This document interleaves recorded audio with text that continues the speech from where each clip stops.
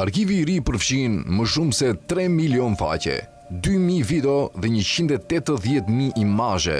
Përfshir presidentin aktual Donald Trump, ish presidentin amerikan Bill Clinton, Elon Musk, ish princin britanik Andrew dhe shumë emra të tjerë.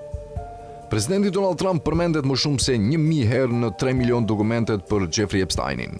Disa nga referencat janë të padëmshme, të tjera përfshin akuzat të reja për sulme seksuale ndaj Trumpit, si edhe detajet të reja mbi mënyrën se si disa nga viktimat e Epsteinit përshkruan ndër veprimet e tyre me presidentin e ardhshëm. Në shënimet të FBI-s, një grua kishte akuzuar Trumpin në një padi se e kishte përdhunuar kur ajo ishte vetëm 13 vjeçe, ndërsa në një intervistë të FBI-s, një nga viktimat e Epsteinit deklaroi se bashkëpunëtorja e Epsteinit, Ghislaine Maxwell, ja kishte prezantuar atë Trumpit në një fest. Publikimi i dokumenteve në dosjen Epstein zbuloi fotografi të papara më parë të Bill Clintonit dhe Epsteinit së bashku, si edhe një Clinton pa bluzë në një vask me ujë të nxehtë me një person që një zyrtar i Departamentit të Drejtësisë e përshkroi si viktim të abuzimit seksual nga Epsteini.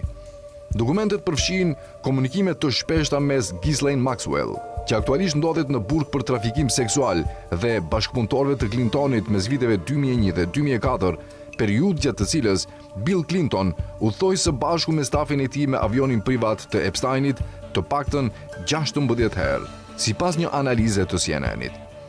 Emailet mes Epsteinit dhe një llogarie të quajtur The Duke, më 11 dhe 12 gusht 2010, sugjerojnë se amerikani donte t'i prezantonte princit britanik Andrew, një gruaje ruse 26 vjeçare, për cilën Epstein sugjeronte se ai mund të kënaqej duke darkuar me të.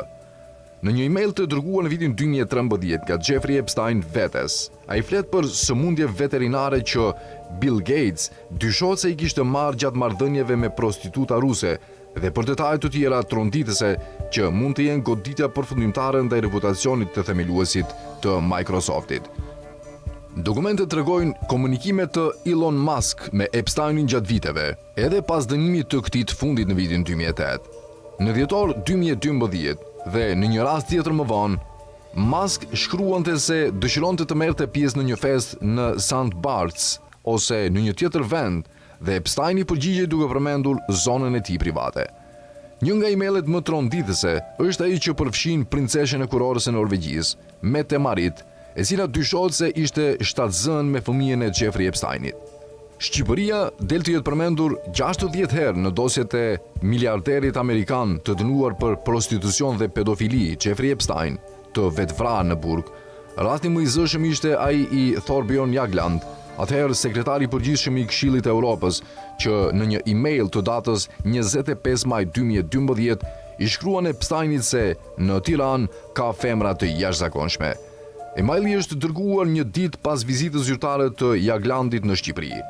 Sipas arkivave të kohës, ai ka qenë realisht në Tiranë më 24 maj 2012, ku ka zhvilluar takime me krerët më të lartë të shtetit. Përshëndetje Jeffrey.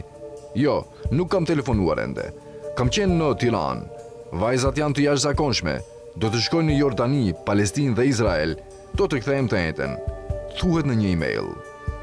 Kosova del 162 herë përmendur në 3 milion faqet e dosjes. Pjesa më e madhe e tyre janë informuese për situatën, shkrime gazetash dhe lajme mediash, apo edhe raporte ndërkombëtare për ngjarjet. Në një prej emaileve të publikuara, përmendet edhe emri ish presidentes së Kosovës, Atifete Jahjaga, e cila mbante këtë detyrë në vitin 2012. Në një email të dërguar nga një person me identitet panjohur, thuhet: Princesha nga Tajlanda do të jetë në New York, në Kombet e Bashkuara, me presidenten e Kosovës. Ajo do donte t'ju takonte, nëse keni kohë këtë javë.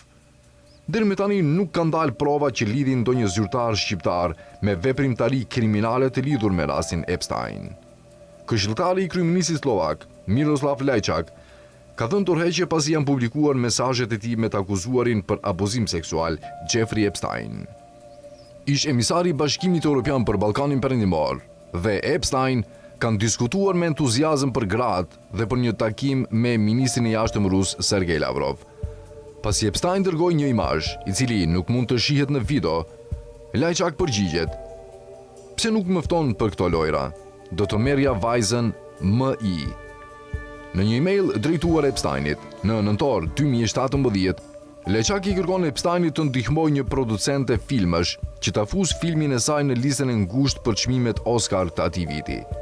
Leçak fillimisht mohoi të kishte diskutuar për gratë me Epsteinin, kur dosjet u publikuan të premten, sipas mediave slovake. Më vonë thuhet se ai tha se kishte vendosur të jepte dorëheqje për çmangur dëmtimin politik të Ficos.